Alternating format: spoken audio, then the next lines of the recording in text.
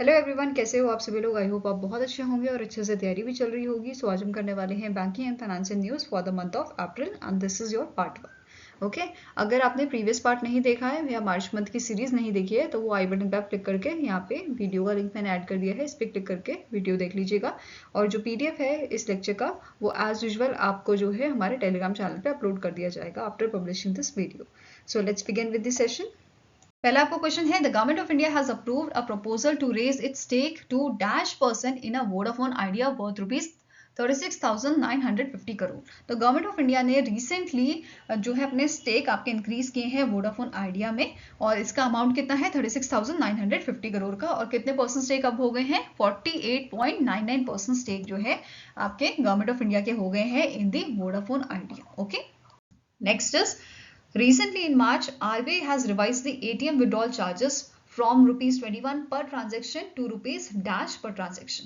तो RBI ने जो है रिवाइज की है ATM withdrawal charges।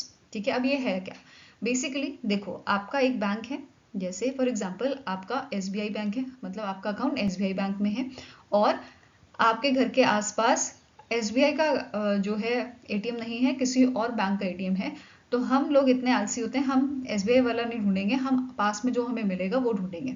ठीक है, तो हम क्या करते हैं, हम जाते हैं आपके जैसे फॉर एग्जांपल एक्सिस बैंक के ATM में। ओके, तो हमारा अकाउंट SBI में है और हम ट्रांजेक्शन कर रहे हैं एक्सिस बैंक से। अब इस केस में क्या होता है, हाँ SBI जो है वो हमारे ट्रांजेक्शन के लिए पे करता है एक्सिस बैंक को। ठीक है, तो ये होता है ATM विड्रॉल चार्जेस। ठीक है, तो हम क्या कर रहे हैं, हम पैसा निकाल रहे हैं, या अगर हम पिन चेंज कर रहे हैं या फिर हम अपनी स्टेटमेंट्स निकाल रहे हैं, तो ये सब के लिए हमारा बैंक पे करता है दूसरे बैंक को। तो अभी रिसेंटली RBI ने क्या किया है, RBI ने आपके ATM विड्रॉल चार्जेस जो हैं वो बढ़ा दिए हैं। पहले ये आपका 21 पर ट्रांजेक्शन होता था, ₹21 पर ट्रांजेक्शन। अब ये इंक्रीज होके कितना कर दिया गया है, ये आपका ₹23 कर दिया गया है, मतलब ₹2 बढ़ा दिया गया है। ठीक है, अगर बात की जाए कि अभी करंट कितना चल रहा है आपके चार्जेस, तो दो टाइप के आपके चार्जेस होते हैं, ट्रांजेक्शन होते हैं। एक तो फाइनेंशियल ट्रांजेक्शन जहाँ पे आप कैश विड्रॉल कर रहे हो, ठीक है। दूसरा होता है आपका नॉन ट्रांजेक्शन या आपका नॉन फाइनेंशियल ट्रांजेक्शन, जिसमें आप जो है विड्रॉल नहीं करते हो पैसा, बस आप जैसे स्टेटमेंट चेक कर रहे हो, आपका बैलेंस चेक कर रहे हो, तो ये आपके नॉन फाइनेंशियल ट्रांजेक्शन में आते हैं। ठीक है, तो कैश विड्रॉल के लिए ₹17 चल रहा है, और आपका जो फर्दर दूसरा वाला आपका नॉन फाइनेंशियल ट्रांजेक्शन है, इसके लिए ₹6 पर ट्रांजेक्शन चल रहा है। ठीक है, अभी जब ये इंक्रीज हो जाएगा तो कैश विड्रॉल के आपका जो है ₹19 कर दिया, ₹19 फॉलो हो जाएगा, और नॉन फाइनेंशियल ट्रांजेक्शन के लिए ₹7 पर ट्रांजेक्शन ये हो जाएगा। ठीक है, और कब से लागू होगा, 1 मई 2025 से ये फीस लागू हो जाएगी। अब बात कर लेते हैं कितनी ट्रांजेक्शन फ्री दी गई हैं। तो अगर आप मेट्रोपॉलिटन एरिया से बिलोंग करते हो तो इन दैट केस 3 फ्री ट्रांजेक्शन आपको दी गई हैं। इसके बाद आपका जो चार्जेस हैं वो कटने शुरू होंगे। ठीक है, और अगर नॉन मेट्रोपॉलिटन एरिया से हैं तो यहाँ पे 5 ट्रांजेक्शन फ्री दी गई है। नाउ नेक्स्ट बात करेंगे, रिसेंटली भीम 3.0 का ऐप जो है वो लॉन्च की गई है। बेसिकली RBI के जो एग्जीक्यूटिव डायरेक्टर हैं श्री विवेक दीप, इनके द्वारा इसे लॉन्च किया गया था। यहाँ पे आप इनकी इमेज देख सकते हो, और इस ऐप में मतलब ये आपका अपडेटेड वर्जन है भीम का, और इसमें कुछ फीचर्स आपके लाए गए हैं, जैसे भीम ऐप जो है अब 15+ लैंग्वेजेस में आपकी जो है इंडियन लैंग्वेजेस में प्रोवाइड की गई है। साथ में ही अगर इंटरनेट स्लो है चल रहा है कहीं पे, तो यहाँ पे बेटर एक्सेसिबिलिटी प्रोवाइड करने के लिए लो इंटरनेट ऑप्टिमाइजेशन किया गया है। ठीक है, मतलब अगर नेट स्लो भी चलेगा फिर भी आपकी ट्रांजेक्शन हो जाएगी। साथ में ही UPI इंटीग्रेशन हुआ है यहाँ पे। तो ये कुछ फीचर्स हैं जो यहाँ पे आपके ऐड हुए हैं। साथ में ही अगर यूजर्स को क्या फायदा हो रहा है, तो हमारे लिए कुछ खास नहीं है, बस ये स्प्लिट एक्सपेंसेस ऑफर कर रहे हैं, स्पेंस एनालिटिक्स कितना आप स्पेंड कर रहे हो, एक्शन नीडेड असिस्टेंट, ये सब चीजें हमारे लिए प्रोवाइड की है। बट जो मर्चेंट्स हैं उनके लिए एक आपका ऑफर यहाँ पे है भीम वेगा ऑफर। ठीक है, बेसिकली यहाँ पे जैसे फॉर एग्जांपल 2 मर्चेंट हैं, वो UPI के थ्रू ट्रांजेक्शन कर रहे हैं, तो उनके लिए ये भीम वेगा जो है फीचर लाया गया है। ठीक है, ताकि इजीली पेमेंट की जा सके। ओके, नाउ अब मतलब यहाँ पे उनको आपका जो प्लेटफॉर्म है वो स्विच करने की जरूरत नहीं पड़ेगी, और इजीली आपकी पेमेंट हो जाएगी through UPI। Okay, now Bhim की बात करें, इसको कब लॉन्च किया गया था, 2016 में PM मोदी द्वारा लॉन्च किया गया था, ताकि हमारा जो ट्रांजेक्शन है वो सिंपल, फास्ट और सिक्योर रहे। ओके। नेक्स्ट क्वेश्चन है, Ease My Trip has acquired what percentage of stake in a big charter private limited to expand into a aviation sector? तो recently Ease My Trip ने aviation sector में entry मारी है और इसने Ease My Trip ने 49% का जो स्टेक है वो आपका एक्वायर किया है बिग चार्टर प्राइवेट लिमिटेड में। ठीक है, तो आंसर यहाँ पे क्या हो जाएगा? It is option number D. Next है, how much worth of unclaimed deposit has been transferred by public sector banks to the Depositor Education and Awareness Fund, that is DEF fund, between 2019-20 till 2024-2025?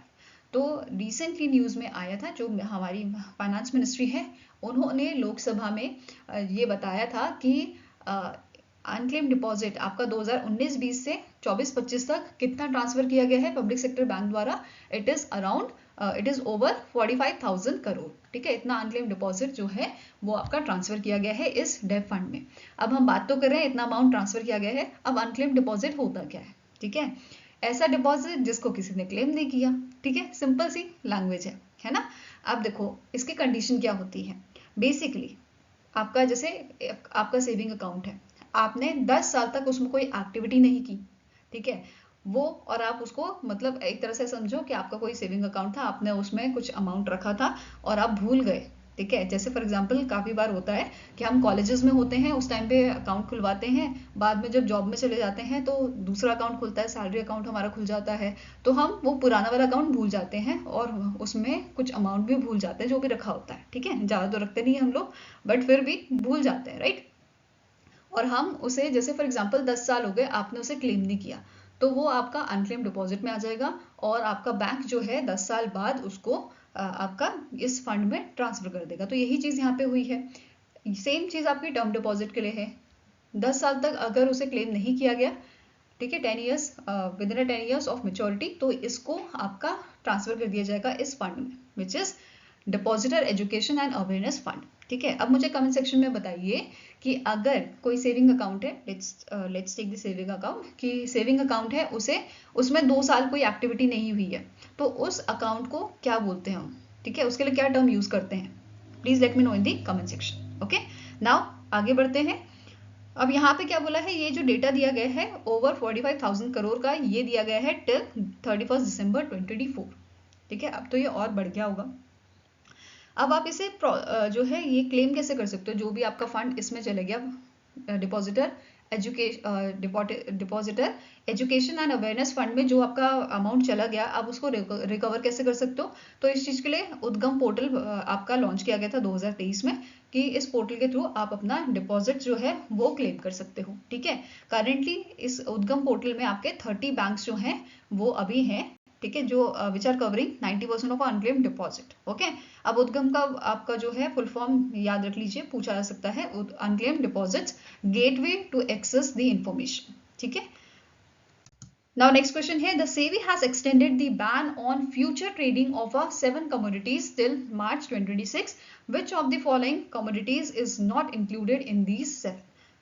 तो recently 7 agriculture commodities आपकी हैं जिसपे ban लगा दिया गया है future trading. Basically ये क्या है, जैसे फॉर एग्जांपल यहाँ पे 7 आपकी क्रॉप ले ली हमने। ठीक है, 7 क्रॉप्स हैं जिनका आपका जो रेट है आज डिसाइड कर लिए। जैसे फॉर एग्जांपल 50 रुपीज़ पर केजी का मैंने यहाँ पे सोयाबीन की बात कर ली। ठीक है, सोयाबीन है 50 रुपीज़ पर केजी का, इसका मैंने रेट डिसाइड कर लिया।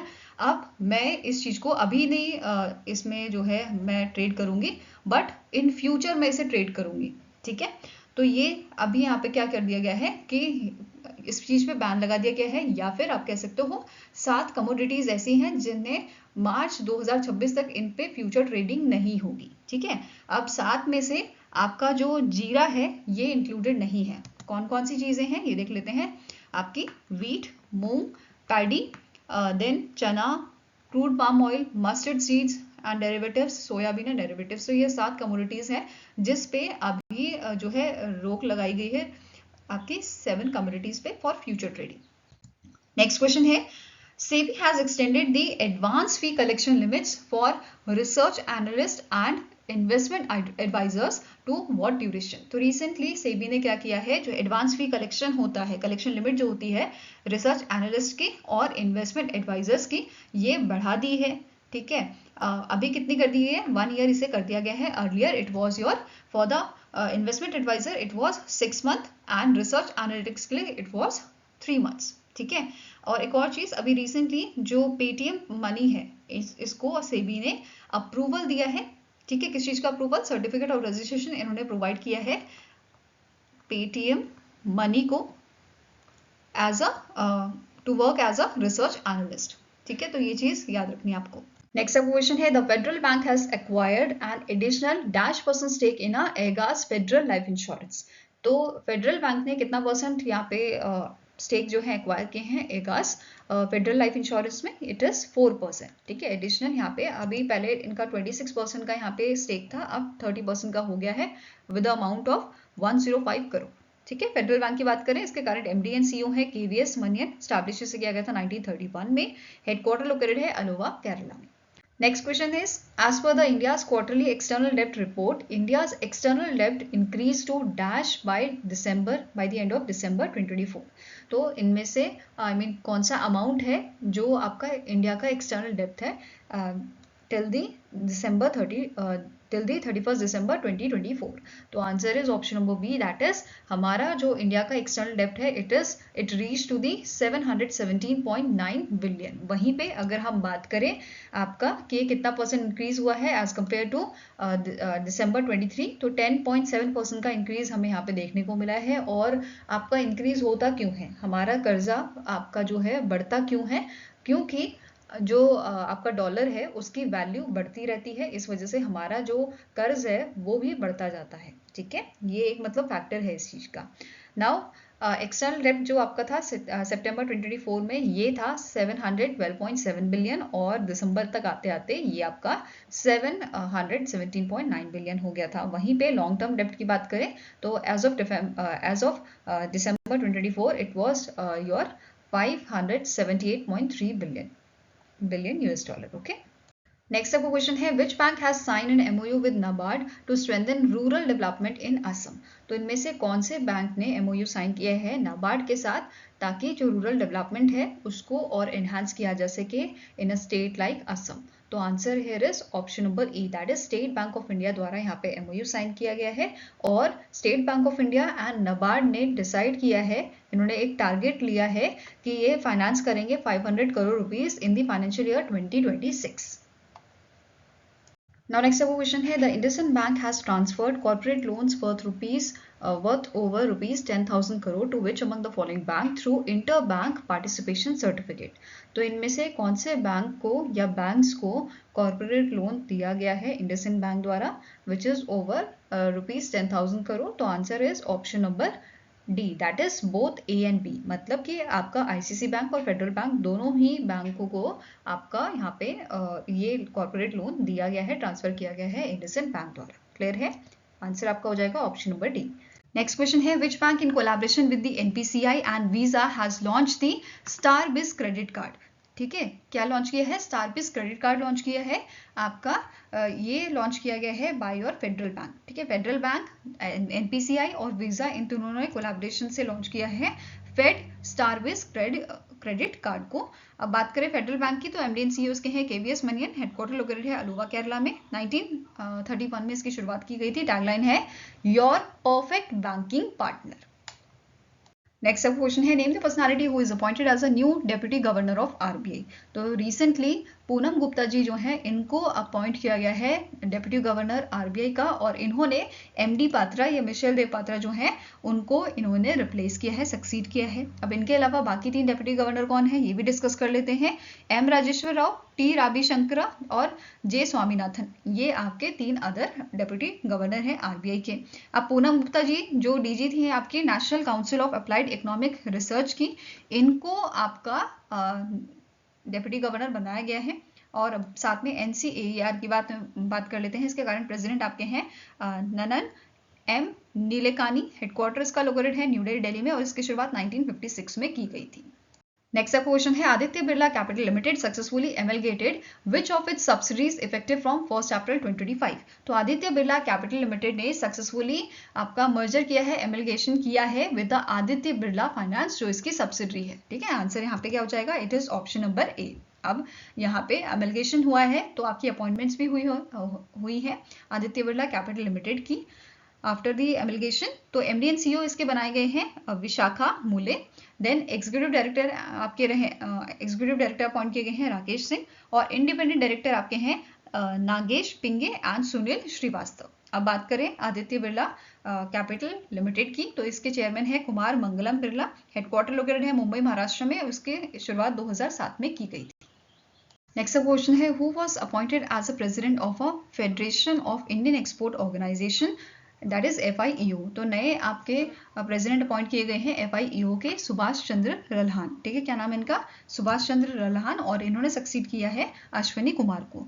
इसके अलावा वाइस प्रेसिडेंट का अपॉइंटमेंट भी यहाँ पे किया गया है रविकांत श्याम सुंदर कपूर जो है, इनका अपॉइंटमेंट किया गया है एज अ वाइस प्रेसिडेंट, और इन्होंने रिप्लेस किया है आपका इसरार अहमद को। FIEO की बात करें, इसका हेडक्वार्टर न्यू दिल्ली में लोकेटेड है और इसे 1965 में स्टैब्लिश किया गया था। नेक्स्ट आपको क्वेश्चन है who was appointed as a chairperson of a pension fund regulatory and development authority for a period of 5 year. तो रिसेंटली नए चेयरमैन अपॉइंट किए गए हैं PFRDA के, जिनका नाम है शिवा सुब्रमण्यन रमन, जो आपके फॉर्मर CMD भी रह चुके हैं सिडबी के, और ये रिप्लेस करेंगे दीपक मोहंते को, जिनका टेन्योर आपका मई के मंथ में कंप्लीट होएगा। ठीक है, PFRDA के बारे में बात करें, हेडक्वार्टर्स का न्यू दिल्ली में लोकेटेड है और 2013 में इसको स्टैब्लिश किया गया था। नेक्स्ट आपको क्वेश्चन है which of the following option is correct with respect to the state bank of India's report the Pradhanmantri Mudra Yojana a decade of audacious dream, bolder, bigger and indeed beautiful on a 10 year of प्रधानमंत्री मुद्रा योजना। तो recently आपका report जारी किया गया था SBI की तरफ से। अब उसके अकॉर्डिंग कौन सा आपका ऑप्शन करेक्ट है बताना है। पहला स्टेटमेंट क्या कह रहा है, एज पर द रिपोर्ट जो शेयर है आपका मुद्रा रोल का, ये इंक्रीज हुआ है बिहार, उत्तर प्रदेश, उड़ीसा और नॉर्थ ईस्ट के एरियाज में। देन नेक्स्ट पॉइंट है आउट ऑफ 52 करोड़ मुद्रा अकाउंट आपके लास्ट 10 ईयर्स में सबसे ज़्यादा जो अकाउंट आपके खुले हैं वो हैं आपके Shishu which is of 78%, then 20% of Kishore and remaining 2% आपके थे तरुण और तरुण प्लस के। देन नेक्स्ट है कि रिपोर्ट में हाईलाइट किया गया है Bihar has the largest number of Pradhanmantri Mudra Yojana women entrepreneurs which is 4.2 crore followed by Tamil Nadu and West Bengal. Next है महाराष्ट्र में सबसे ज़्यादा आपका लार्जेस्ट शेयर है विमेन अकाउंट होल्डर्स का which is 79% followed by Jharkhand and West Bengal. And last statement is all are correct. तो सारे statement correct हैं जो अभी ABCD मेंशन किए गए हैं। तो answer is option number E, all are correct. इसके अलावा कुछ अदर पॉइंट्स हैं वो आपके साथ डिस्कस कर लेते हैं। जैसे बिहार का जो शेयर है प्रधानमंत्री मुद्रा योजना लोन्स में, ये आपका फाइनेंशियल ईयर 2016 में 5.67% था, अब ये इंक्रीज होकर 10.97% हो गया है फाइनेंशियल ईयर 2025 में। इसके अलावा उत्तर प्रदेश जो है, इसमें भी उत्तर प्रदेश ने भी यहाँ पे जो है अच्छा परफॉर्मेंस दिया है। 11.30% का इंक्रीज यहाँ पे हमें देखने को मिला है, followed by Orissa which is of 4.51%। Okay, इसके अलावा अब बात कर लेते हैं आपकी स्कीम की। जो ये प्रधानमंत्री मुद्रा योजना है under the Mudra which is your micro units development and refinancing agency, इसे गवर्नमेंट ऑफ इंडिया द्वारा सेटअप किया गया था for the development and refinancing activities related to your micro units. ठीक है, अब यहाँ पे इस योजना के तहत कोलेटरल फ्री लोन जो है वो दिया जाता है। ठीक है, इंस्टीट्यूशनल जो फाइनेंशियल इंस्टीट्यूशन होता है उनके द्वारा अप टू 20 लाख तक का। इसमें भी आपके जो है कैटेगरीज होती हैं, और कौन ये लोन दे सकते हैं, आपके schedule commercial bank, regional rural bank, NBFCs दे सकते हैं, माइक्रो फाइनेंस इंस्टीट्यूशन दे सकते हैं। ठीक है, अब 4 कैटेगरी इसमें होती है। जैसे शिशु आपकी है जिसमें अप टू 50,000 तक का लोन दिया जाता है। किशोर में loan above 50,000 and up to 5 lakh. Tarun की कैटेगरी में loan above 5 lakh and up to 10 lakh. और तरुण प्लस आपका जो बाद में ऐड हुआ था लोन, इसमें आपका अबव 10 लाख का दिया जाता है और अप टू 20 लाख। ठीक है, ये कंडीशंस आपकी होती हैं, ये कैटेगरीज आपकी होती हैं। नेक्स्ट आपको क्वेश्चन है which Indian bank in collaboration with the city bank announce a social loan facility of $295 million to support small and marginal farmers in India। तो recently state bank of India ने collaborate किया है city bank के साथ। किस चीज के लिए? सोशल लोन फैसिलिटी के लिए ऑफ वर्थ $295 मिलियन और ये सपोर्ट करेंगे स्मॉल एंड मार्जिनल फार्मर्स को इंडिया में। ठीक है, तो आंसर क्या हो जाएगा? Option number C, that is state bank of India. Next आपका क्वेश्चन है, which bank partnered with the customer capital to launch TripSack, a white label travel platform for its card holder। तो ये recently जो bank of Maharashtra है, इन्होंने partnership की है customer capital के साथ लॉन्च करने के लिए TripSack को, जो आपका एक वाइट लेबल ट्रैवल प्लेटफॉर्म है। ओके, तो आंसर क्या हो जाएगा? It is option number B. And जो TripSack है, it enables banks to customise their travel services for their customers. Next question है, the SEBI has recently in April extended the deadline for implementing its retail algorithm trading regulations from the 1st April 2025 to dash। तो SEBI ने अभी जो है extend किया है deadline implement करने का retail algorithmic that is algo trading regulations को, जो पहले 1 अप्रैल से लागू होने थे, अब वो 1 अगस्त से लागू होंगे। ओके, 1 अगस्त 2025 से आपके लागू होंगे। नेक्स्ट आपका क्वेश्चन है, which bank receive the authorisation from the central pension accounting office that is CPAO to disburse pension to central government pensioners. तो इनमें से कौन सा बैंक है जिसको रिसेंटली आपका अथॉरिटी दिया गया है, ऑथराइजेशन दिया गया है कि वो सेंट्रल किसके थ्रू इन्हें ऑथराइजेशन मिला है? सेंट्रल पेंशन अकाउंटिंग ऑफिस की तरफ से, कि वो पेंशन जो है वो डिस्ट्रीब्यूट करेंगे सेंट्रल गवर्नमेंट पेंशनर्स को। तो it is your option number B, IDFC first bank को यहाँ पे ऑथराइजेशन मिला है। नेक्स्ट क्वेश्चन है, which bank partnered with the Fortune 500 company in India to introduce B2B collection using Bharat Connect developed by the NPCI Bharat bill pay limited. तो इनमें से कौन सा बैंक है जिसने पार्टनरशिप की है फॉर्च्यून 500 कंपनी के साथ, किस चीज के लिए? इंट्रोड्यूस करने के लिए बिजनेस टू बिजनेस कलेक्शन को यूजिंग भारत कनेक्ट। और इस बैंक का नाम है आपका एक्सिस बैंक, और ये आपका पहला ऐसा बैंक बना है जो इस चीज को इम्प्लीमेंट कर रहा है। ओके, नेक्स्ट आपका क्वेश्चन है, consider the following statement based on the latest international investment position data released by the RBI for the Q3 of financial year 2025। तो पहला स्टेटमेंट यहाँ पे क्या बोल रहा है कि जो नेट क्लेम है आपका NRI का increased by $11 billion reaching 364.5 billion। Next है, foreign asset of Indian resident increased by $40.1 billion during the Q3 of financial year 2025। Next है, claim on non-resident in India decreased by $29.1 billion in the same period। Next है, जो India का current account deficit है, it widened slightly to the $11.5 billion which is 1.1% of a GDP during the Q3 of financial year 2024। Then FDI saw a net inflow of $2.8 billion during the Q3 of financial year 2025। तो इनमें से कौन सा statement आपका correct है? तो पहला वाला आपका करेक्ट है, दैट इज नेट क्लेम जो है आपका नॉन रेजिडेंट इंडिया का, वो इंक्रीज हुआ है $11 बिलियन का इन दी Q3 ऑफ फाइनेंशियल ईयर 2025। इसके अलावा आपका थर्ड वाला सही है, फर्स्ट सही है, थर्ड सही है और फोर्थ सही है। करेक्शन किस में है? सेकंड और फिफ्थ वाले में। करेक्शन क्या है? जो फॉरेन एसेट है आपका इंडियन रेजिडेंट का, ये आपका इंक्रीज नहीं हुआ है, ये आपका डिक्रीज हुआ है। ठीक है, और दूसरा जो FDI का नेट इनफ्लो है, ये इनफ्लो की जगह आपका जो है आउटफ्लो है। ठीक है, आउटफ्लो आपका देखा गया है $2.8 बिलियन का during this Q3 of financial year 2025। इसके अलावा कुछ और स्टेटमेंट्स भी देख लेते हैं। जैसे पहला पॉइंट आपका है जो आपका ओवरऑल इंडिया का फॉरेन एक्सचेंज रिजर्व है, ये डिक्लाइन हुआ है $37.7 मिलियन पे on the balance of payment basis. Then FPI जो है, it recorded a net outflow of $11.4 billion in the Q3 of financial year 2025। Then external commercial borrowing जो है, ये आपका नेट इनफ्लो यहाँ पे शो किया गया है $4.3 बिलियन का। देन NRI डिपॉजिट जो है, ये आपका हुआ है $3.1 billion in this Q3 of financial year 2025। Then CAD जो है, it increased $37 billion which is of a 1.3% of GDP in the 9 month of financial year 2025। Then India का जो CAD है, it is projected to witness an increase of $4 to $6 billion in the Q4 of financial year 2025। Then net FDI inflow जो है, ये आपका रहेगा $1.6 billion during the 9 month of financial year 2025। and यहाँ पे जो net FPI inflow है, it is amounted to the $9.4 billion। ये सब चीजें यहाँ पे मेंशन की गई थी in the RBI data।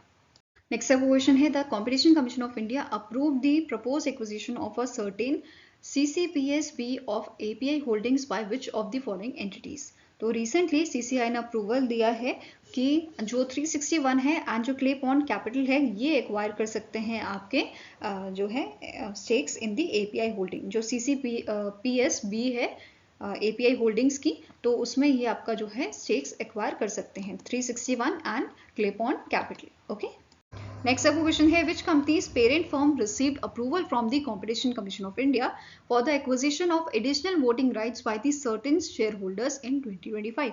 तो कौन सी कंपनी की पेरेंट फर्म ने अभी जो है उसको अप्रूवल मिला है किससे, CCI से, for acquisition of additional voting rights. तो answer here is it is Groww. कौन सी कंपनी आपकी है, it is a Groww. Okay, next आपको क्वेश्चन है, which company recently received a NBFC licence from RBI to offer educational loans. तो इनमें से कौन सी ऑर्गेनाइजेशन है जिसको, कौन सी कंपनी है जिसे NBFC लाइसेंस दिया है RBI ने ताकि ये ऑफर कर सके एजुकेशन लोन्स को. तो answer here is it is your Securis finance private limited. ठीक है, आंसर आपका यहाँ पे हो जाएगा, it is option number E, Securis finance private limited को NBFC लाइसेंस दिया है RBI ने ताकि ये 50,000 से 5 लाख तक का लोन जो है प्रोवाइड कर सके, एजुकेशन लोन. ओके, नाउ एक और चीज जो नोट करने वाली है, सेक्योरिस फाइनेंस प्राइवेट लिमिटेड जो है ये सब्सिडी है आपकी फर्स्ट पे टेक्नोलॉजी की. नेक्स्ट आपको क्वेश्चन है, India post has collaborated with which mutual fund company to launch door to door KYC services. तो रिसेंटली इंडिया पोस्ट जो है इन्होंने under the ministry of communication इन्होंने जो है आपका कोलैबोरेशन किया है निपॉन इंडिया म्यूचुअल फंड के साथ. ठीक है, किसके साथ कोलैबोरेशन हुआ है, निपॉन इंडिया म्यूचुअल फंड के साथ. और ये आपका जो कोलैबोरेशन है ये साइन हुआ है, साइन किया गया है बाय द मनीषा बंसल बड्डल जो आपके जनरल मैनेजर हैं from the department of post, and Sudeep Sikka जो एग्जीक्यूटिव डायरेक्टर एंड CEO है निपॉन इंडिया म्यूचुअल फंड के. इन दोनों के बीच में ये अग्रीमेंट साइन किया गया था. नेक्स्ट अब क्वेश्चन है, consider the following statement regarding the RBI's announcement on a FPI investment limit for financial year 2025-2026. तो पहला स्टेटमेंट है, FPI investment limit in central government securities remain at 6%. Next statement is, the FPI cap for the state development loans is set at a 5%. Then foreign portfolio investments can invest up to 15% in a corporate bond. तो आपको बताना है कौन सी statement इसमें से correct है. तो answer यहाँ पे क्या हो जाएगा, पहली statement, the FPI investment limit in a central government securities remain 6%. Then foreign portfolio investors जो हैं ये इन्वेस्ट कर सकते हैं 15% इन अ कॉर्पोरेट बॉन्ड. वहीं पे SGL की अगर बात करें स्टेट डेवलपमेंट लोन की, तो ये आपकी है 2%. तो आंसर क्या हो जाएगा, फर्स्ट एंड थर्ड ओनली. ठीक है, no answer is option number C, that is first and third statement are correct. Okay, अभी जो रिसेंटली RBI ने जो है सेम रखी है FPI की कैप्स. ठीक है, जैसे गवर्नमेंट सिक्योरिटीज जो है इसकी 6% रखी है, वहीं पे जो स्टेट गवर्नमेंट सिक्योरिटीज है इसकी 2% है और 15% रखी गई है आपकी कॉर्पोरेट बॉन्ड की. तो ये चीज इसमें कोई चेंज नहीं किया गया है, जैसे पहले थी वही अभी रखी गई है. इसके अलावा जो जनरल इन्वेस्टमेंट लिमिट है आपकी गवर्नमेंट सिक्योरिटीज की, ये सेट की गई है ₹2.79 trillion for April to September 2025 and 2.89 trillion रखी गई है आपकी अक्टूबर से मार्च तक की. ठीक है, वहीं पे कॉर्पोरेट बॉन्ड्स की बात करें तो ये रखी गई है 8.22 ट्रिलियन अप्रैल से सितंबर तक की एंड 8.80 ट्रिलियन रखी गई है अक्टूबर से मार्च तक की. वहीं पे अगर हम बात करें अभी तक कितना FPI जो है यूटिलाइज किया गया है, अगर गवर्नमेंट सिक्योरिटीज की बात करें तो इसमें 22.3% यूटिलाइज हुआ है. वहीं पे कॉर्पोरेट बॉन्ड लिमिट जो है ये आपकी यूज हुई है 15.7%. ओके, नेक्स्ट आपको क्वेश्चन है, HIL limited a CK Birla group company specialising in home and building products has recently been rebranded as dash. तो HIL लिमिटेड को रीब्रांड किया गया है एज अ बिरला नू लिमिटेड. ठीक है, क्या नाम रखा गया इसका, बिरला नू लिमिटेड. और आने वाले टाइम में इस कंपनी का प्लान है कि ये अपनी कंपनी की ग्रोथ को बढ़ाने के लिए 1,200 करोड़ की इन्वेस्टमेंट करेंगे आने वाले 3 सालों में in a high priority category which is pipes, construction chemical and designer boards. Next question है, which of the following entities are among the first to be designated as a corporate agent in a gift in the GIFT IFSC Gandhinagar Gujarat. तो recently यहाँ पे 3 entities ऐसी हैं जिनको designate किया गया है as a corporate agent. Basically ये क्या होती हैं, ऐसे एंटिटीज जिनको कॉर्पोरेट एजेंट बनाया जाता है वो उनको बेसिकली परमिशन होती है कि वो अपने जो इंश्योरेंस प्रोडक्ट हैं वो सेल कर सकते हैं NRI और पर्सन ऑफ इंडियन ओरिजिन को. ठीक है, अब कौन से 3 एंटिटीज है जिनको यहाँ पे सेलेक्ट किया गया है या डेजिग्नेट किया गया है as a corporate agent? It is your HDFC bank, IDFC first bank and stock holding securities IFSC limited. ठीक है, आंसर यहाँ पे क्या हो जाएगा आपका? It is option number B. इन तीनों को डेजिग्नेट किया गया है as a corporate agent. Okay, इसके अलावा in month of March international financial service centre authority जो है, इसकी एक स्टैंड अप कमेटी आपकी बनाई गई थी, जिसके कमेटी चेयर आपके कौन थे? It is your MR Kumar, जो फॉर्मर चेयरपर्सन है आपके LIC के। ओके, नाउ IFSCA की बात करें, international financial service centre authority की, कि इसके चेयरमैन कौन है? के राजारमन। हेडक्वार्टर इसका लोकेटेड है आपका गिफ्ट सिटी गांधीनगर गुजरात में, और इसे 2020 में आपका स्टैब्लिश किया गया था। नेक्स्ट आपका क्वेश्चन है, which state receive the 5,830 crore as a financial assistant from NABARD in financial year 2025 to boost rural infrastructure? तो इनमें से कौन सा स्टेट है जिसके लिए नाबार्ड ने एक्सटेंशन दिया है या एक्सटेंड किया है फाइनेंशियल अमाउंट 5,830 करोड़ का? किस चीज के लिए?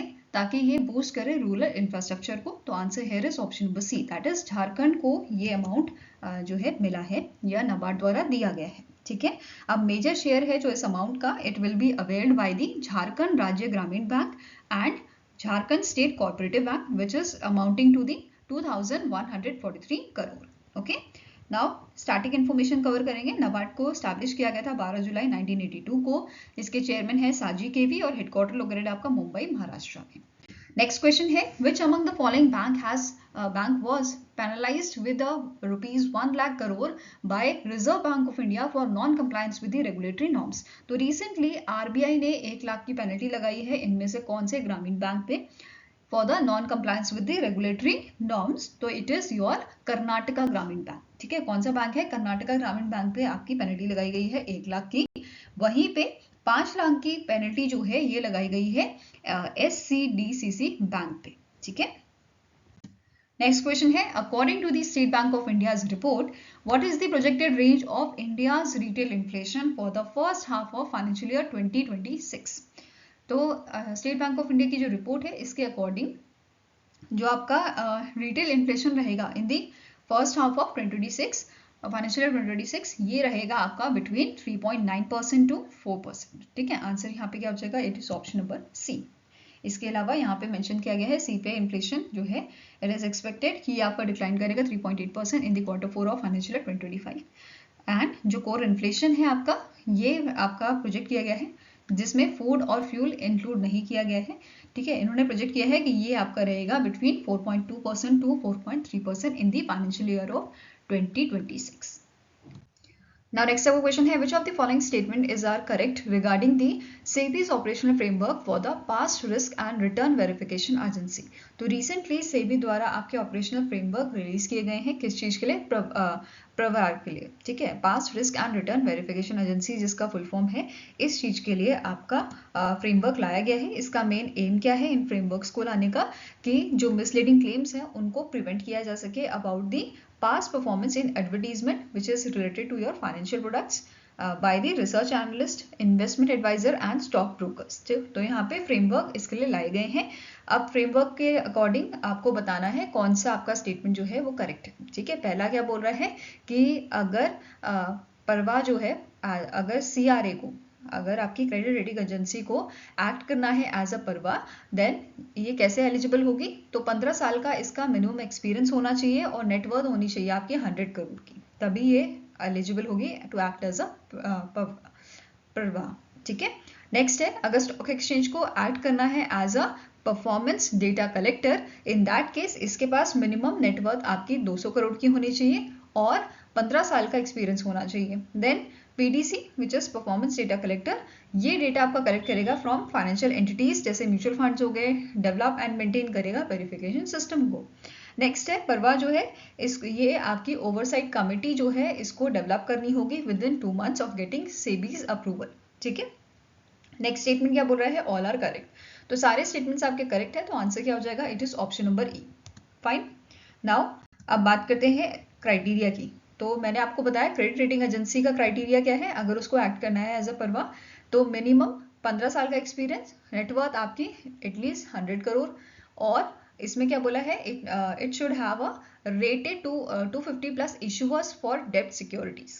ठीक है, नेक्स्ट है, अगर स्टॉक एक्सचेंज को एज एक्ट करना है as a performance data collector, in that case 15 साल का आपका एक्सपीरियंस, 200 करोड़ का आपका नेटवर्थ, और इसमें आपके नेशन वाइड टर्मिनल्स इनके पास होने चाहिए साथ में ही। It must provide ODR enable grievance रीएड्रेसल।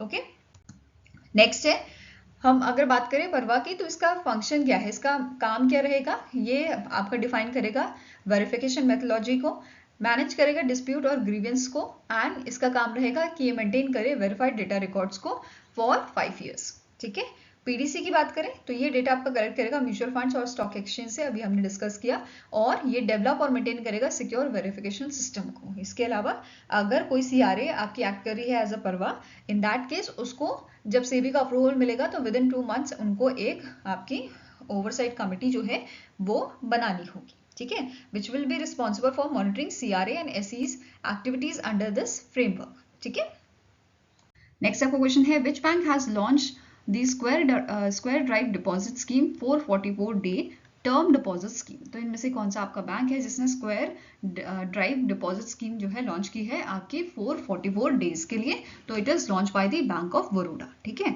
इसका पूरा नाम है BOB square drive deposit scheme. ठीक है, कितने टाइम के लिए है? 444 डेज के लिए है, और ये रिटेन टर्म डिपॉजिट टाइप की आपकी स्कीम है। इंटरेस्ट रेट की बात करें तो ये जनरल सिटीजन्स को 7.15 पर एनम का रेट ऑफ इंटरेस्ट प्रोवाइड कर रही है, सीनियर सिटीजन के लिए 7.65%, सुपर सीनियर के लिए आपका 7.75% पर एनम ये आपका रेट ऑफ इंटरेस्ट यहाँ पे प्रोवाइड कर रही है। इसके अलावा स्टार्टिंग इन्फॉर्मेशन देखें तो BOB के MD एंड CEO आपके हैं देवदत्ता चंद, हेडक्वार्टर्स का लोकेटेड है वडोदरा गुजरात में, टैगलाइन क्या है, इंडिया का इंटरनेशनल बैंक, एंड स्टैब्लिश इसे किया गया था 1908 में। ठीक है, नेक्स्ट क्वेश्चन है, which feature was recently launch by Axis bank on its mobile banking platform to combat OTP related fraud such as SIM swap और फिशिंग अटैक। तो रिसेंटली एक्सिस बैंक की जो ऐप है, मोबाइल ऐप, यहाँ पे एक feature आपका launch किया गया है, it is in app mobile OTP। तो जैसे आपका OTP मैसेज के थ्रू आपको आता था और उससे फ्रॉड होने के चांसेस ज्यादा रहते थे, तो अब इसी चीज को कॉम्बैट करने के लिए एक्सिस बैंक ने लॉन्च किया है इन ऐप मोबाइल OTP। मतलब जो OTP आएगा वो आपके मोबाइल ऐप में ही आएगा। ठीक है, तो इससे फ्रॉड होने के चांसेस कम हो जाएंगे। फाइन, तो जो आपका ये फीचर है ये रिप्लेस करता है SMS बेस्ड OTPs को with in app time based one time passwords for enhance security. Okay, next is, which bank recently signed an MOU with a Kerala startup mission to support and strengthen the startup ecosystem in Kerala? तो इनमें से कौन सा bank है जिसने recently MOU sign किया है Kerala startup mission के साथ, which is a initiative of your Kerala government, support करने के लिए और स्ट्रेंथन करने के लिए केरला के स्टार्टअप इकोसिस्टम को? तो answer here is option number D, that is Kotak Mahindra bank द्वारा यहाँ पे MOU साइन किया गया था। ओके, अब जो ये MOU है ये फोकस करेगा आपके कौन से सेक्टर्स में? Agriculture, medical technology, electronics, space technology में। Next is, which finance company received a certificate of registration from the RBI to operate as a NBFC ICC non-banking financial company, investment and credit company without accepting public deposits? तो इनमें से कौन सी आपकी company है जिसे certificate of registration दिया है RBI ने to operate as a NBFC investment and credit company? ठीक है, तो आंसर आपका हो जाएगा it is Piramal Finance Limited. Answer here is option number B. Next is, under the One State One RRB initiative announced by the Department of Financial Services, which comes under the Ministry of Finance, how many regional rural banks are being amalgamated across how many states and union territories effective from 1st May 2025? तो आपका one state one RRB initiative यहाँ पे लाया गया था, announce किया गया था। ठीक है, मिनिस्ट्री ऑफ फाइनेंस द्वारा। अब यहाँ पे क्वेश्चन क्या है कि कितने रीजनल रूरल बैंक्स जो हैं वो अमलगेट किए जा रहे हैं, कितने स्टेट्स या यूनियन टेरिटरीज में, मतलब मर्ज कितने हो रहे हैं और कितने यूनियन टेरिटरीज या स्टेट्स में मर्ज किए जा रहे हैं, और ये कब से इफेक्टिव होगा? 1 मई 2025 से। तो टोटल 26 RRBs जो हैं ये आपके मर्ज हो रहे हैं, 10 स्टेट्स एंड 1 यूनियन टेरिटरीज। ठीक है, आंसर क्या हो जाएगा? Option number B. अब यहाँ पे सबसे ज्यादा जो RRB मर्ज हो रहे हैं वो कौन से स्टेट में हो रहे हैं? आंध्र प्रदेश के। ठीक है, highest number of RRBs being merge in the Andhra Pradesh and it is your 4, total 4 RRBs मर्ज हो रहे हैं। देन उत्तर प्रदेश और वेस्ट बंगाल में 3 आरआरबीज मर्ज हो रहे हैं। फिर बिहार, गुजरात, जम्मू एंड कश्मीर, कर्नाटका, मध्य प्रदेश, महाराष्ट्र, उड़ीसा, राजस्थान में 2-2 आरआरबी आपके मर्ज हो रहे हैं। ठीक है, अब बात करते हैं थोड़ी हिस्ट्री की, पास्ट में चलते हैं। 2004-5 में व्यास कमेटी की रिकमेंडेशन पे आपका जो मर्ज होना, मतलब मर्जिंग का प्रोसेस है आरआरबीज का, वो स्टार्ट हुआ था। 3 फेज आपके 2020-21 तक हो गए थे, जिसमें 196 आरआरबी से सिर्फ मर्ज होके 43 आरआरबीज रह गए थे। अब आपका हो रहा है चौथा राउंड, 4th फेज अभी आपका हो रहा है, जिसमें 43 जो आपके आरआरबीज हैं ये मर्ज होके अब कितने रह जाएंगे, सिर्फ 28 रह जाएंगे। ठीक है, और ये आपका एप्लीकेबल होगा 1 मई 2025 से। और कौन से एक्ट के तहत जो है इनको मर्ज किया जा रहा है, section 23A(1) of RRB act 1976 के तहत।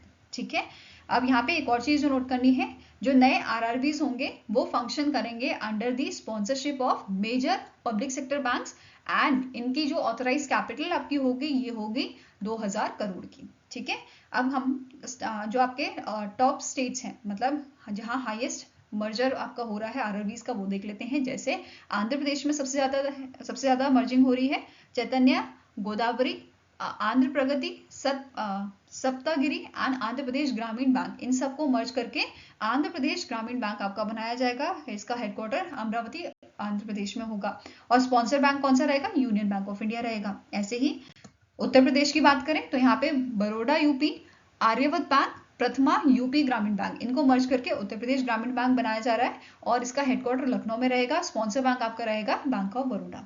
ठीक है, वेस्ट बंगाल की बात करें तो इसका नाम होगा west Bengal Gramin bank, headquarter Kolkata west Bengal में, और स्पॉन्सर बैंक रहेगा पंजाब नेशनल बैंक।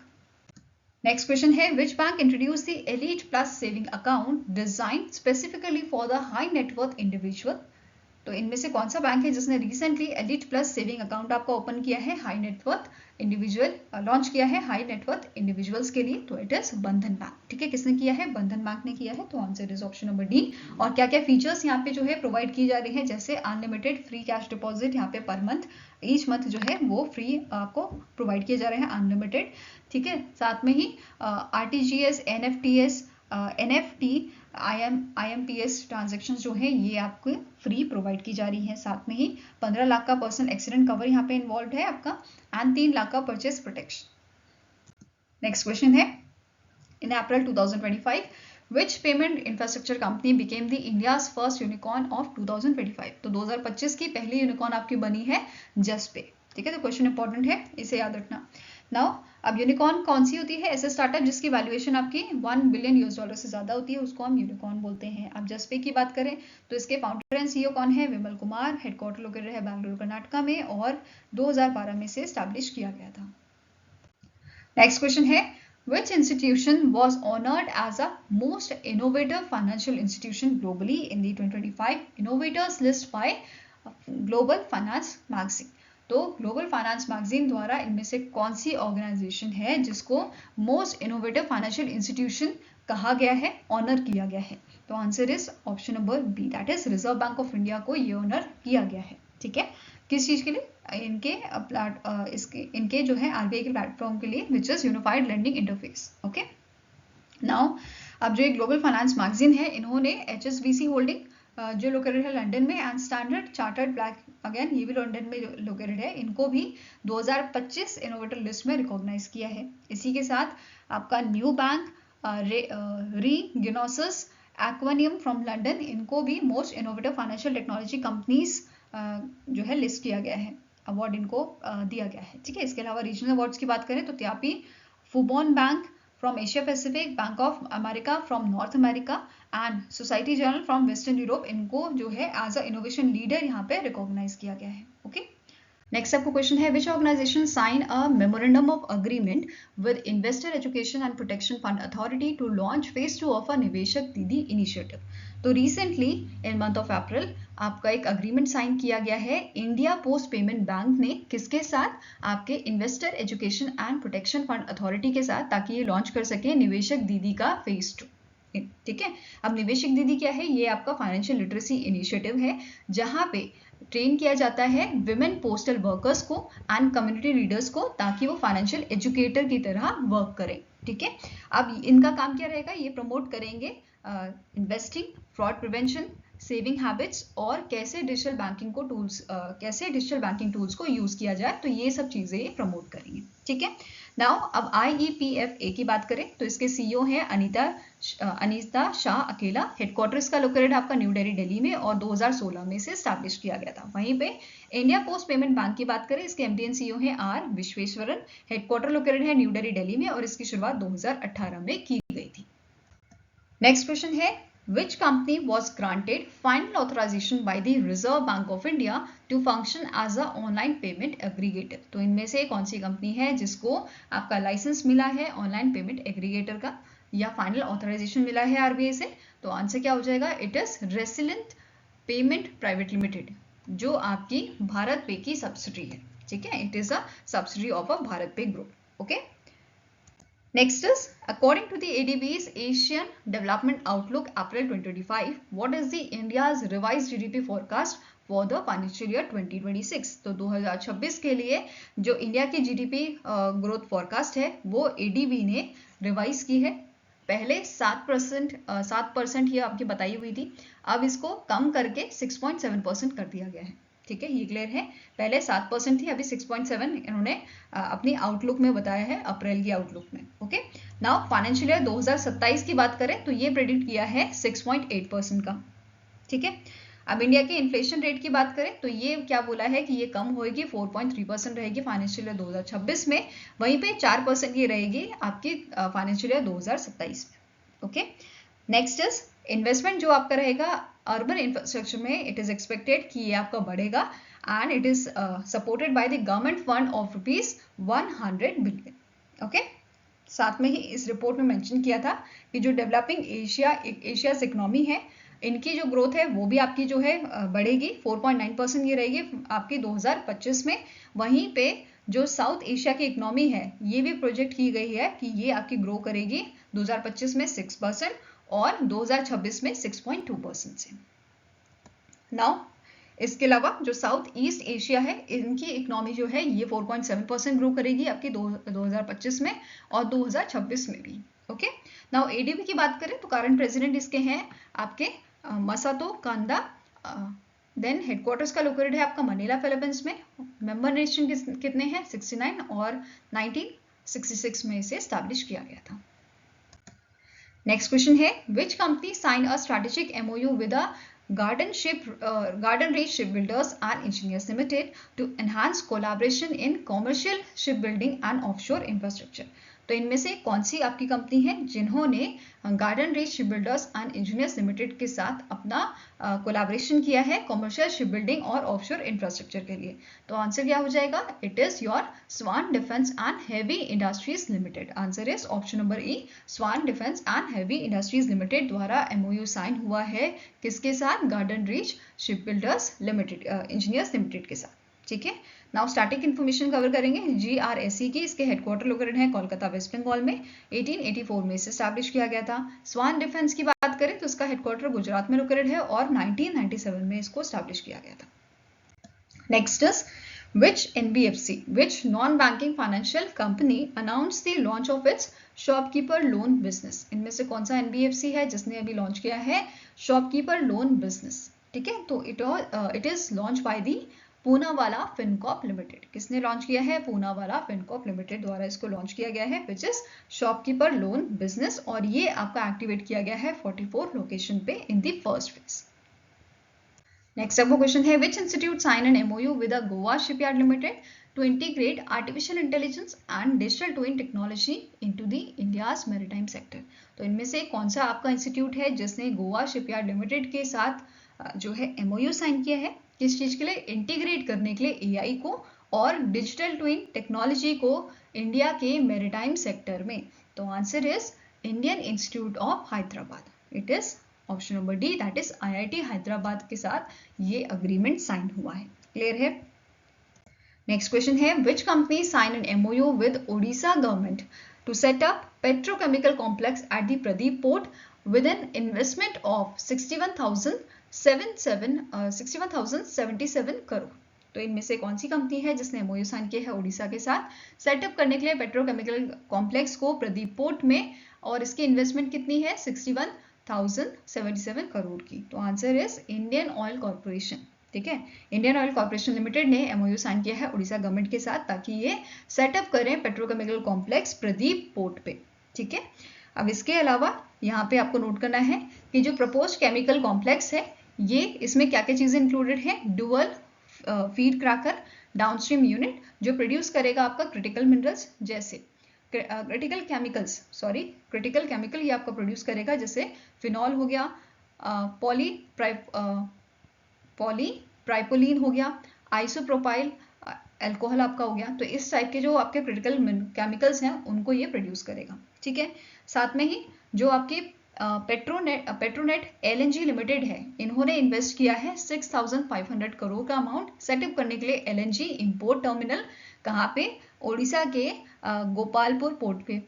ऐसे ही एक और आपका जो है इन्वेस्टमेंट यहाँ पे आया है इंडियन स्ट्रैटेजिक पेट्रोलियम रिजर्व का, जिसमें इन्वेस्टमेंट इन्होंने किया है 8743 करोड़ का बिल्ड करने के लिए 4 million tonne underground oil storage facility in the Chandikhol Odisha. Okay, अब एक और पॉइंट है जो आपको नोट करना है, इंडिया का जो पेट्रोकेमिकल डिमांड है इट इज प्रोजेक्टेड कि ये आपका 80 मिलियन टन आपका जो है ग्रो करेगा बाय 2040। ठीक है, कितने से? अभी ये आपका 35 मिलियन टन है और ये 2040 तक आपका जो है 2040 तक 80 मिलियन टन आपका हो जाएगा। ये हमारा डिमांड जो है पेट्रोकेमिकल की वो बढ़ जाएगी। ठीक है, इंडिया की।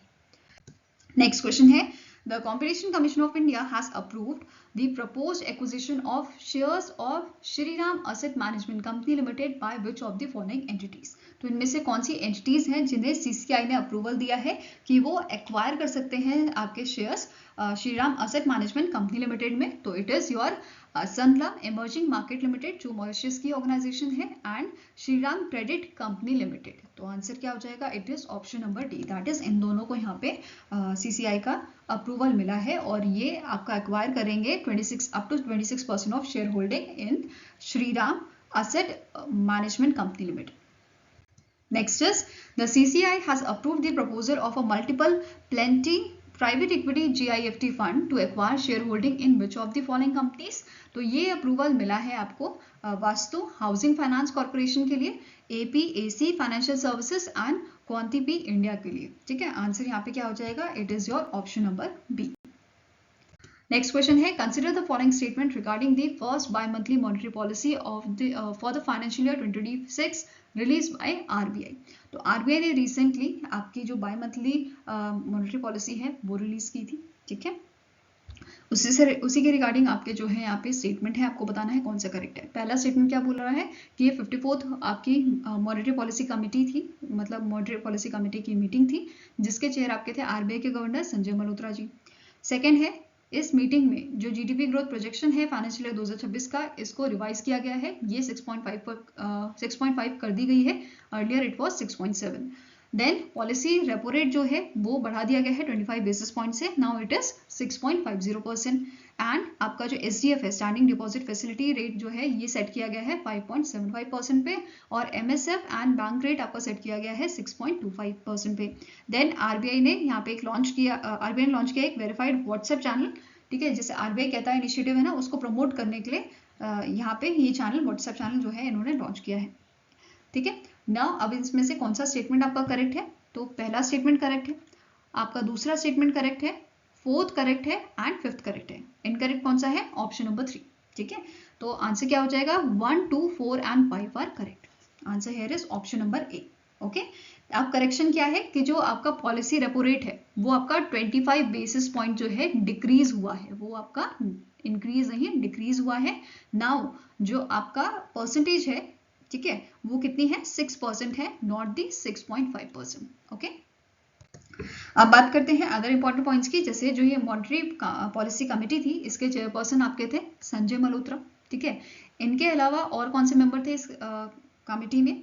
नागेश कुमार इस मीटिंग में जो शामिल थे, Shri Saugata Bhattacharya, professor Ram Singh, then Rajiv Ranjan and M Rajeshwar Rao. तो ये इन सभी की आपकी मॉनेटरी पॉलिसी कमेटी थी जिन्होंने पार्टिसिपेट किया था 54th मीटिंग में। ओके, इसके अलावा अभी हमने बात की आरबीआई ने प्रोजेक्शन हमें दी है जीडीपी की फाइनेंशियल ईयर 2026 के 6.5% की।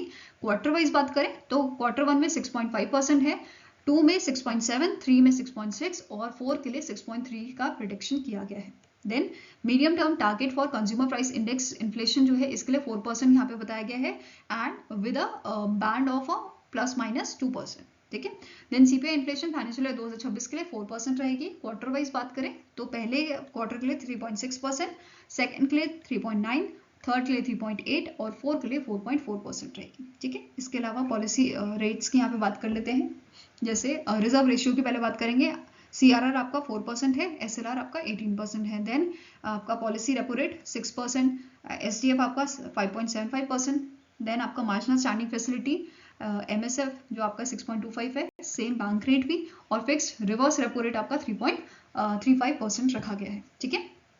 नेक्स्ट क्वेश्चन है, who is the chairman of a high level committee constituted by the security and exchange board of India, that is SEBI, to review provisions for its official to disclose any conflicts of interest.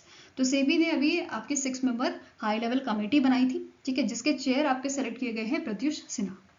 कौन select किए गए हैं? Pratyush Sinha is the right answer कि ये chairperson इसके हैं जो former chief vigilance commissioner आपके रह चुके हैं। ठीक है। देन आपके वाइस चेयरमैन की बात करें, वाइस चेयरमैन कौन बनाए गए हैं? इंजिति श्रीनिवासन जो फॉर्मर चेयरमैन आपके थे IFSCA के। देन अदर मेंबर्स कौन से थे? Uday Kotak, G Mahalingam, Sarit Jafa and professor R Narayanaswamy. ठीक है, तो ये सारे आपके कमेटी के मेंबर्स थे और ये जो कमेटी है 6 मेंबर कमेटी, इनको रिकमेंडेशन सबमिट करना है विद इन 3 मंथ्स। ठीक है। नेक्स्ट क्वेश्चन है, what is the new asset threshold limit for granular beneficial ownership disclosures by the FPI foreign portfolio investor as per the SEBI's recent relaxation। तो recently SEBI ने जो है relaxation दी है और set की है नई threshold limit for granular beneficial ownership, that is BO disclosures के लिए for FPI by the FBI। ठीक है, तो ये आपकी सेट की गई है 50,000 crore. Earlier it was 25,000 crore, अब इसे जो है कर दिया गया है 50,000 करोड़, तो ये डबल कर दी गई आपकी। ठीक है। नाउ अब जो रिवाइज नॉर्म्स है ये एप्लीकेबल होंगे आपके subscriber of offshore derivative instruments, that is ODIs through the SEBI circular. ठीक है। एंड इसके अलावा ये जो रिवाइज नॉर्म है, ठीक है, as per the revise norm जो FPIs हैं आपके, जो पोर्टफोलियो फॉरेन पोर्टफोलियो इन्वेस्टर्स हैं जो होल्ड करते हैं आपके ओवर 50,000 करोड़ की equity asset under management Indian market में, उनको अब डिस्क्लोज करनी होगी अपनी डिटेल ऑफ ऑल एंटिटीज जो होल्ड कर रहे हैं अगर किसी ओनरशिप को, इकोनॉमिक इंटरेस्ट को और एक्सरसाइजिंग कंट्रोल को। ठीक है।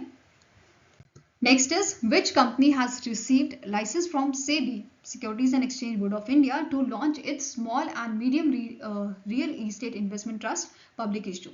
तो recently इनमें से कौन सी आपकी कंपनी है जिसको SEBI का लाइसेंस मिला है लॉन्च करने के लिए इनका small and medium real estate investment trust? तो answer here is HBITS investment management private limited. कौन सी आपकी कंपनी है? It is HBITS। ठीक है, आंसर क्या हो जाएगा? It is option number A।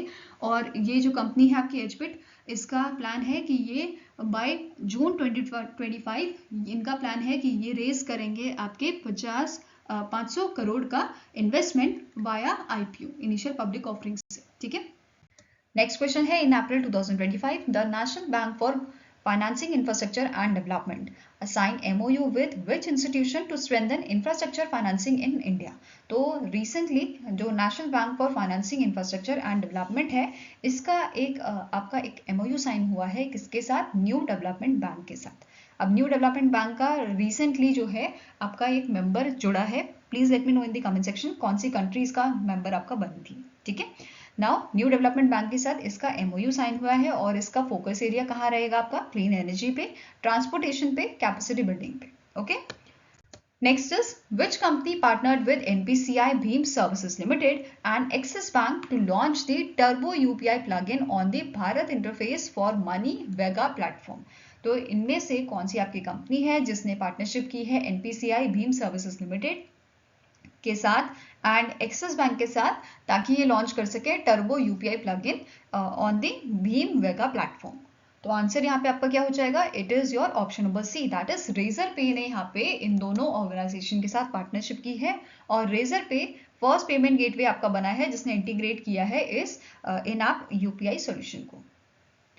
Next question है, which company partnered with Axis bank to improve credit accessibility for middle and low income borrowers focusing on home loans and loans against the property in rural and semi urban region. तो इनमें से कौन सी आपकी company है, कौन सी organisation है जिसने एक्सिस बैंक के साथ पार्टनरशिप की है ताकि ये इम्प्रूव कर सके इनकी क्रेडिट एक्सेसिबिलिटी, ठीक है, किनके लिए, मिडिल और लो इनकम बोरोवर्स के लिए।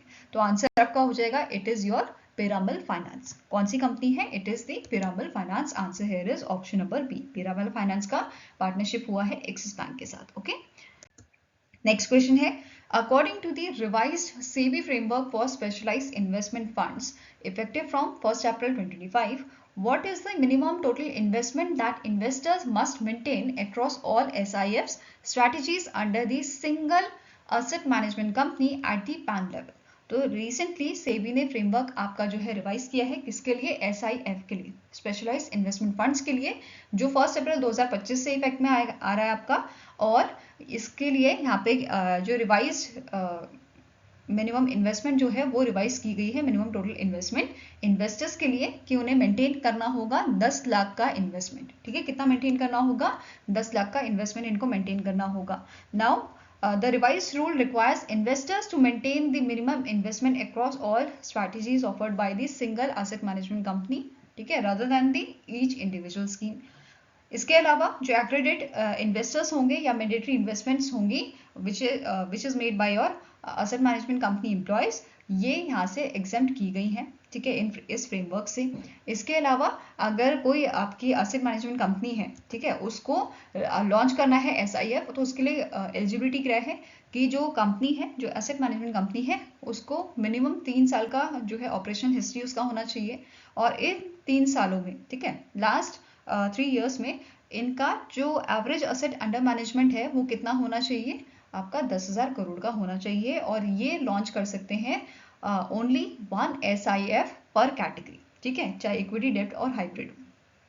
नेक्स्ट क्वेश्चन है, IRDAI ने, insurance regulatory and development authority of India ने 1.06 करोड़ का पेनल्टी इम्पोज किया है इनमें से कौन सी कंपनी के ऊपर for violating e commerce rules related to online insurance distribution.